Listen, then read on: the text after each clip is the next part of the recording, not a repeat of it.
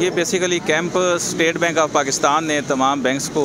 कहा है कि किस तरीके से लोगों को अवेयर किया जाए, जो हमारे आजकल जिद्दत के मुताबिक नई टेक्नोलॉजी आ रही है उसको कैसे लोग अपना सकते हैं। क्योंकि ब्रांचेस में लोग जाते हैं, अमूमन विज़िट करते हैं, लंबी क्यूज़ होती हैं, रश होता है बहुत ज़्यादा। तो ये बेसिकली हमारे बैंक ने, नेशनल बैंक ऑफ पाकिस्तान ने भी यहाँ पे दीना में स्पेशल एक कैंप लगाया है, जिसमें हमने लोगों को अवेयरनेस के लिए हमारा एक 3 रोज़ा एक प्रोग्राम है और उसमें हम ये चीज़ प्रमोट कर रहे हैं, बता रहे हैं लोगों को कि किस तरीके से वो मोबाइल बैंक को यूज़ करते हुए अपना तमाम कीमती वक्त भी बचा सकते हैं और अपना जितने भी उनके काम है रोज़मर्रा मामूलात के वो परफॉर्म कर सकते हैं। और मैं तमाम लोगों को यही बताना चाहूँगा कि आप अगर इस कैश से बचना चाहते हैं, कैश के बहुत सारे मसाइल हैं, जिस तरह हमारे शॉप्स वाले हैं उनको भी एक प्रॉब्लम आती है, कोई जाली नोट आ जाता है या उनके पास चेंज का कोई इशू आता है, तो उस हवाले से अगर ये मोबाइल बैंकिंग की तरफ जाएंगे तो उनका वो हर किस्म की चीज़ों से सेव रह सकते हैं। डकैती भी अगर होती है तो उससे भी सेव रह सकते हैं, क्योंकि उनके पास सारा जो